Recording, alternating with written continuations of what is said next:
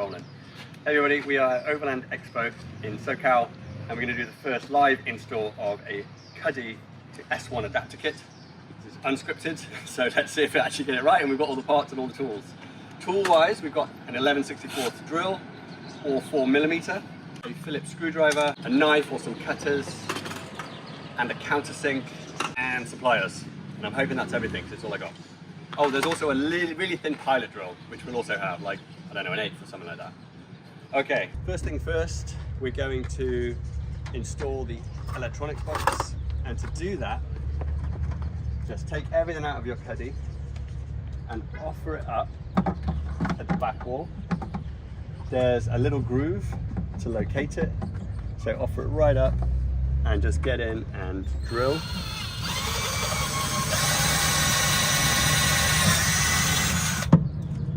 And the other side as well.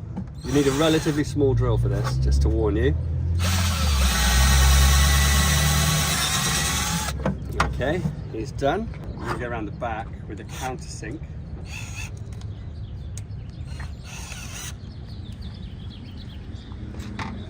And you can now see, here you can see the two holes where we've just drilled through. So we're going to countersink these.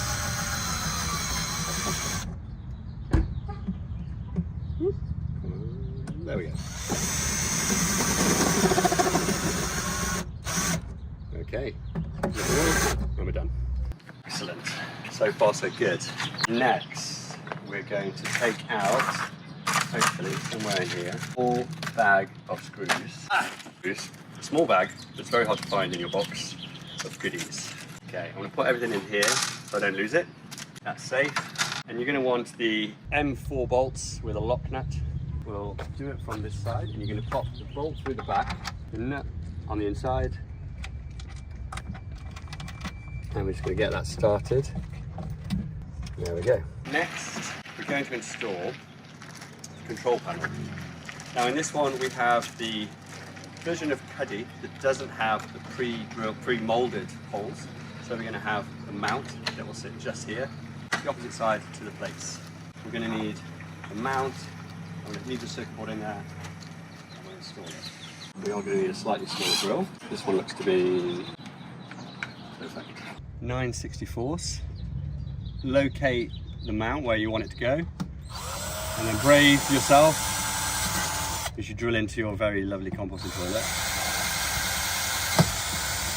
So next, you go back to your bag of small parts, making sure you don't do this, and you take out the 3mm bolts, which I realise also need an Allen key, that I didn't mention in the tools.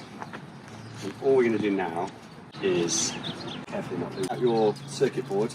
Now the circuit board will go underneath, like so, and it'll locate in 4 little notches,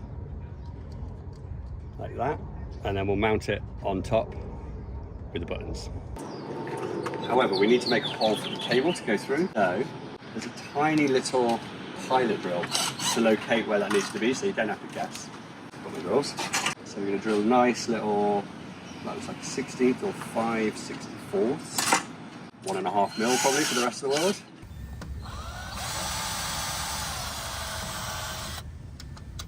Cool. That now is where we need to drill out the space for the cable to go through the seat. Now, you could drill out at one 8mm hole, but I don't have an 8mm drill, so we're going to drill 2 1/4 inch next to that pilot. Use your drill as a router and just try not to snap it. Okay, keep your microplastic safe. We offer up that as it goes through. It does. Let's see if it fits when I've got the cover on. There we go. And I think we are good. Alright, so he's in. Let's bolt him down to. Now this is where I've made cuts, and that is one of the holes is under the hinge, which I've never done before. But the bolts are long and come down.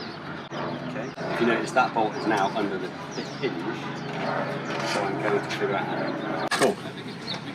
So that's the control panel mounted.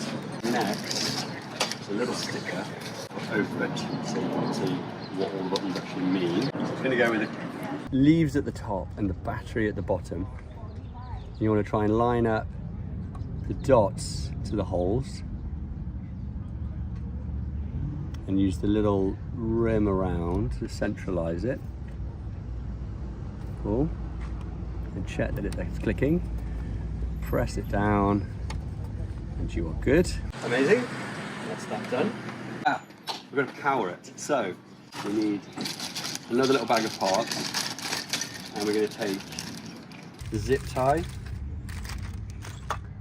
and the clip, and what we're going to do is we're going to pop this just here under the seat like that, and you're going to clip in connect up the control panel with a springy wire, make sure it's properly in there, and then cable tie it to the clippy thing to take all the strain off. Make sure there's a little bit of slack next to the cable.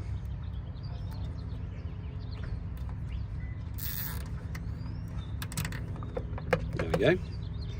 And then we'll get a knife and just cut that back. There we go. Now to cut the cable. Next, we'll get this guy out the way. I like to store it just there, and the cable kind of keeps it in the way. And we need to power it up with the power input. Now, very carefully, I really dislike that we have this heat shrink over it, but I'm very paranoid about the quality, so I always insist that we install it. Now, try not to cut yourself.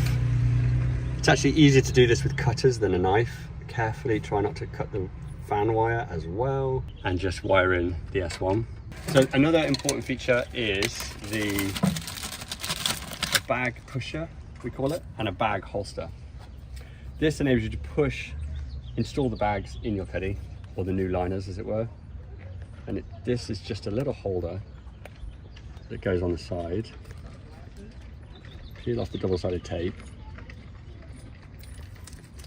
Okay, and here.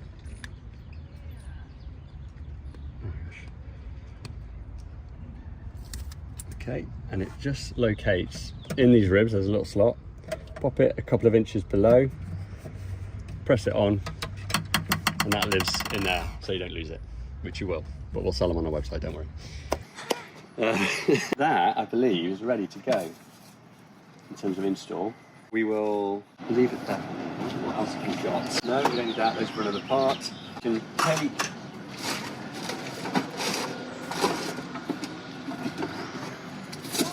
this is the solid bin for the sealer. It's modified slightly, so it comes with the modified solid bin because it has a hole for the fan. Now, this one's actually set up. Okay. So if you want to change it, you can take your solid bin out, swap it over for your Cuddy solid bin, and it'll still work. It won't interfere with the sealer. And if you don't have a Cuddy and something goes wrong and you're in the middle of nowhere and you're like, I really need a toilet, take the sealing mechanism out and you now have a Cuddy Lite. Just put a bag in. It's got a hole, but you're gonna put a bag in. So you always have a toilet, and it's really important when you're in the middle of nowhere. It would ruin a holiday not having a toilet. So run it through, we'll connect it up. I'm gonna double check. Oh, there it is. It's in this little wake up session, and we're good. It comes with some instructions. If it's your last bag, order more. There's a QR code that'll take you straight to the website. Just scan it and go. Now, on the barrier it says install the refill with the arrows pointing up. There's a reason for that. So the first thing to do, take off the retainer, pop it somewhere safe, unfold your bag, and before you put it in, just push it together, give it a scrunch, move it around, and all you want to do is just make sure that it's free to unfurl, because it can, when it's sort of in transit and in storage, stick to itself, and you don't want that. So just maybe move the tab so we don't lose track of which way is up, and just loosen it up, and then pop it in with the tabs up. At the moment I don't believe there's a place for them to go. Now these are perforated, so you should be able to just rip them off nice and easy. Take them out, tab up, rip it off, pop that to one side. Now the next stage is you pull from the outside of the bag and pull it up about six to 8 inches, and then you put this on top with the sticker up and curved end up. And that, what that does is it'll hold the bag down while it's pulling the liner through. Pull it up, push it through the hole, take your handily stored holster, and there's 2 wheels in the middle, push it through, pop it back so you don't lose it, and then you'll press it once on the flush button, and that'll wake it up because it goes into sleep mode between cycles, and then you press and hold it for a brief period and it'll go into a flush cycle. There we go. So it'll feed the bag down and seal off the first time. So it forms that first seal, first flush, and then it will be ready to use. That's how you install the bag. Super, super, super slow-mo, especially with a high temperature bag.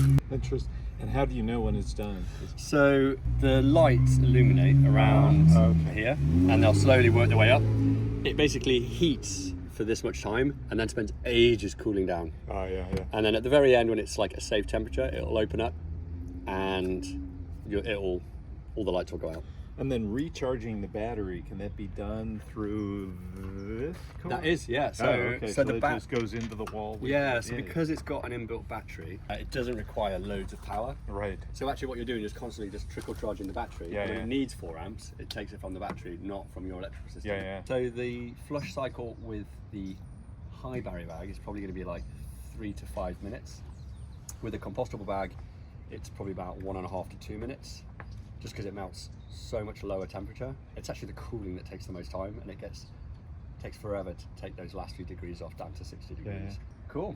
And that's it. It just did its cut cycle, so it's now cooling, and it'll probably cool for another 2.5 minutes, and then it'll open up and be done. Awesome.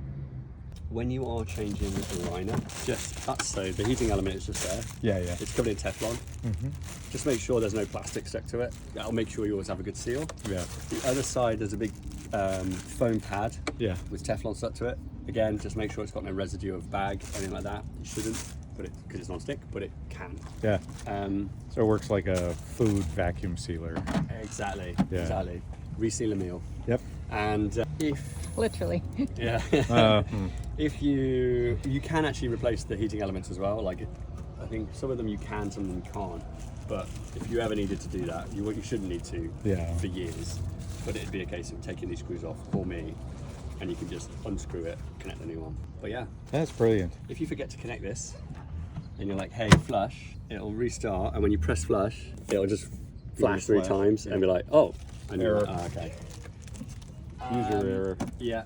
So that is the install of the S1 adapter kit in a Cuddy or a Cuddy Lite, with a few rough bits around the edges because it's the first one ever in a car park. Cool.